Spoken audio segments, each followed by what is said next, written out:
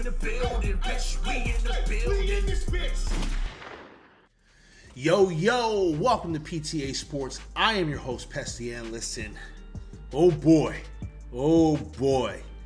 did the New York Football Giants get that ass whipped. Woo, boy. Oh man, this team got embarrassed on national TV in prime time. It was the only game that was on. Well, across the world, it was broadcast across the entire world.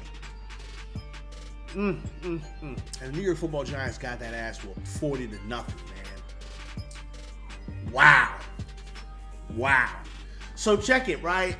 I normally do these breakdowns, and I try to do them, make them like long and drawn out, and really kind of give you a lot of ins and outs of the game, and maybe I'll save that for when we do the live stream, right? Because I can't go over stats right now. I can't go over stats. I can't do, who my underrated players were. I can't do none of that. I can't do none of that because honestly, this team failed at literally every facet of football on Sunday night. Oh my God. Oh man, I don't even know where to start, bro. Like, I don't even know where to start. I do know where to start because shout out to Dimitri, who is the owner of the original Pancake House in Woodbridge, New Jersey. That's the homie, man. Shout out to him. His establishment's off the chain. Food's great. All that good stuff. Hey, man, hit me up. Cut me a check, man. We'll make that happen. Give me some free pancakes. So Dimitri, right, he reminded me where to start. Because there was something off about the entire day, y'all. Like, there was just something, I don't know, something was off. And like, we got up to the stadium, no problems. Shot right on up to Jersey, got there, hit the parking lot, did the tailgate, walked around, shook some babies, kissed some hands, did all the pregame stuff. And the wife, the Korean, she likes to go to the stadium a little bit early, get herself some food, sit down, watch the players warm up, eat a little bit, so that way when the game happens, she don't gotta have food. She can just already have the food in her system, and she can be yelling at the team or whatever, right?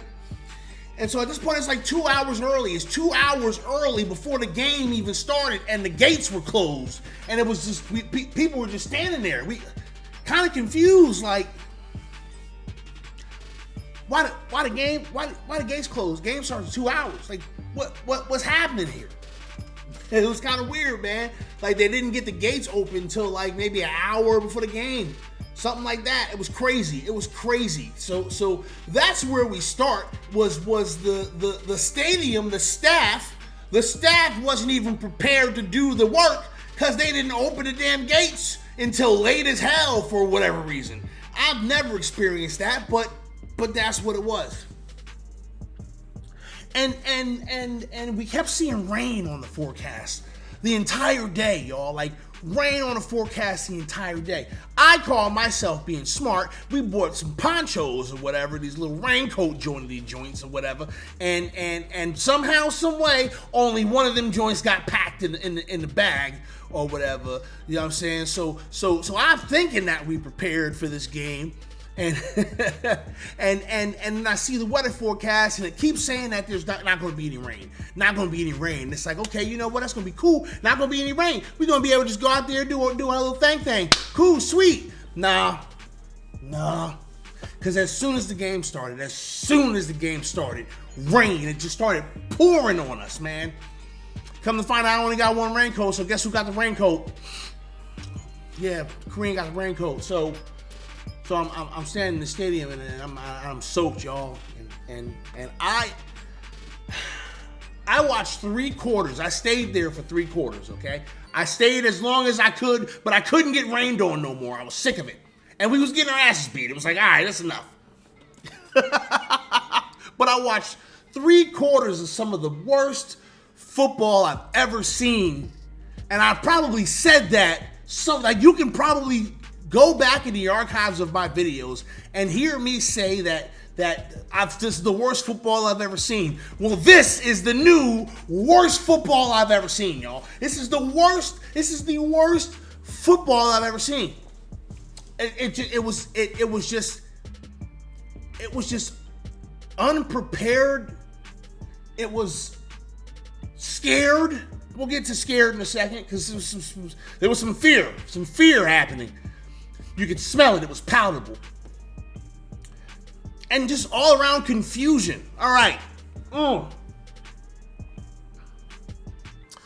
So I'm not sure how our coaching staff that I've been saying is one of the best coaching staffs in the NFL, right? I put that on wax out here. This video is gonna be a little bit long because I'm gonna rant, y'all. I'm gonna rant. So you got this coaching staff that I have called the best, one of the best coaching staffs in the league. And the team just didn't look prepared. There were moments where there were too many men on the field and then not enough men on the field. And I'm like, what's going on with the personnel? Like, how are they getting the person? It's the first game of the year, bro. This is like you wrote a script. You wrote a script for your first 15 plays, bro. How was the personnel messed up? My goodness. So I'm losing my mind about that on the inside. I'm not flipping out and yelling yet, okay? I'm losing my mind on the inside because I'm seeing just personnel stuff, and we're using timeouts like they're going out of style, and I'm just like, what is this? What is this? Daniel Jones. Okay, listen. Listen. A lot of y'all is putting this solely on Daniel Jones, and my goodness, y'all not being fair. Y'all know I'm on the back of this Daniel Jones train for a reason. Y'all know I was one of the last mofos to get on this train, okay? All right? Did Daniel Jones make some mistakes? You're damn right he did. Let's talk about some of that fear I was talking about earlier. Because Daniel Jones was scared, y'all.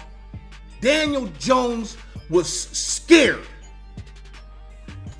There is no ifs, ands, or buts about it. This man was rattled, yo. He got hit a couple of times. He got that pressure in his face, and he was like, oh, shit, I forgot what this was like. And everything go out the window. There's just all the bad decisions that Daniel Jones used to make that we thought he got rid of. They all came right back. They all came. This man was running out of bounds. Oh, my God. Oh, my God. This man was running out of bounds, y'all. And had he held on to the ball, it would have been an unnecessary roughness penalty.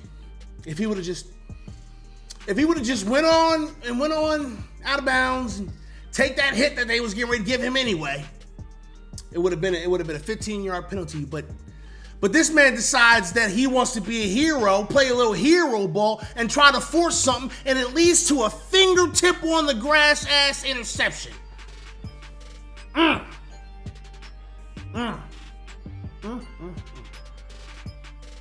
Or the fact that the second interception that this man threw, when he dumped it off to Saquon Barkley, which was kind of a hospital ball. Like everybody in the stands was like, "Yo, that throw sucked."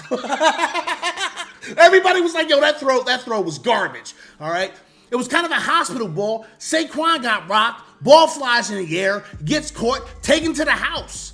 Like there was other options that Daniel Jones could have went to. But Daniel Jones was scared, y'all.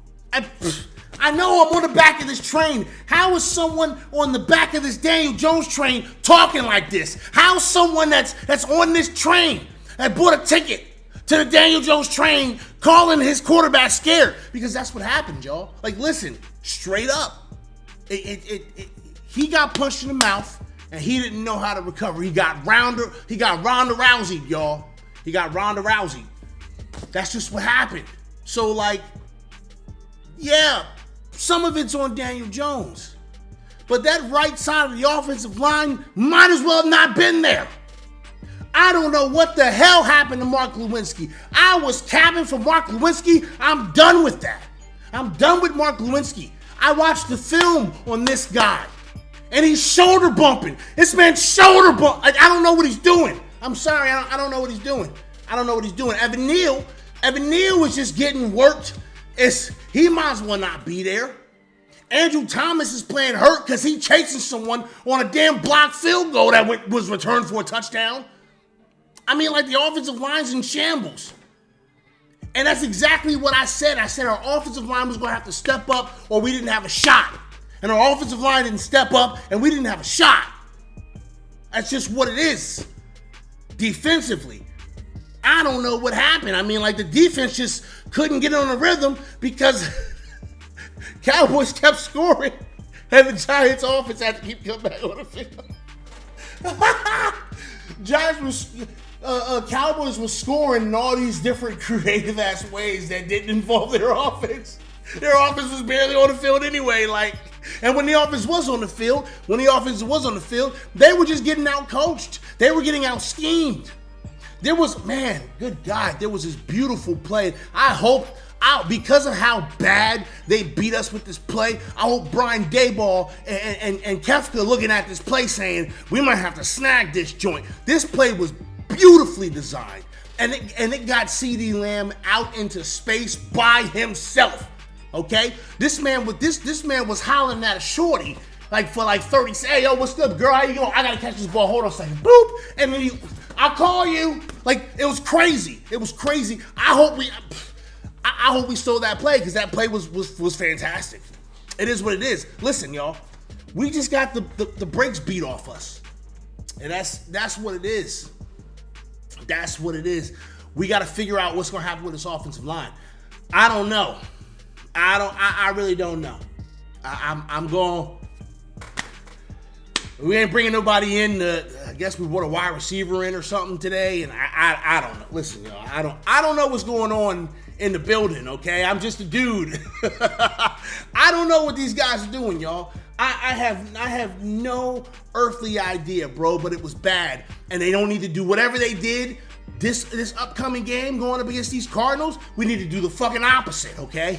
I'm just saying, y'all. I'm just saying. Here's another thing, man. Because I gotta touch on this because I think this is really whack, man, of the media. Because the media put out that Brian Daboll was throwing a slammer-jammer the night before the game. Made it seem like he was throwing some rager, a fucking toga party. Turns out it was just a birthday party for his youngest daughter. I mean, come on, y'all. Seriously. And listen, I could be 100% wrong, and it could turn out to be a toga party. But if it really is his daughter's birthday party, and y'all out here making this man look like he was getting his swerve on night before opening night, you know what I'm saying? That's kind of soft. That's kind of whack. Okay, check it out, y'all. It's been it's Tuesday night, right? It's been 2 days, right? I finally showed my face and I've said my piece, right? So at this point, the anger's over because that was last week. That was last Sunday. And we got a game. We got a game coming up, all right? The NFL is longer than 1 week. There's a lot of teams that lost in week 1 that we were like, huh? And I'm not saying that the Giants was one of them, right? There's a whole lot of us was drinking the Kool-Aid, me included. I said we was gonna win, and we didn't. It was terrible, all right? But I mean, you know, listen, we are at the point now where it's time to move on. Okay, just move on to the next game. We've got to focus on how to beat the Arizona Cardinals, and that's what I'm going to start doing, okay? I'm going to start looking at some film from week 1. I'm going to start trying to figure out what our game plan needs to be and how we beat the damn Arizona Cardinals, and I'll be back to let you guys know what I find out, okay? Listen, I hope that you guys have really settled down and let the anger subside, right? And try to move on. Don't let this affect you. don't let the football game affect your outside world, okay? Because it did for me a little bit. I'm not going to act like my heart wasn't broken. But, I mean, you got to snap out of it. You got to keep it moving, all right? So hopefully you guys have done that. And I hope that facilitates a great rest of your week.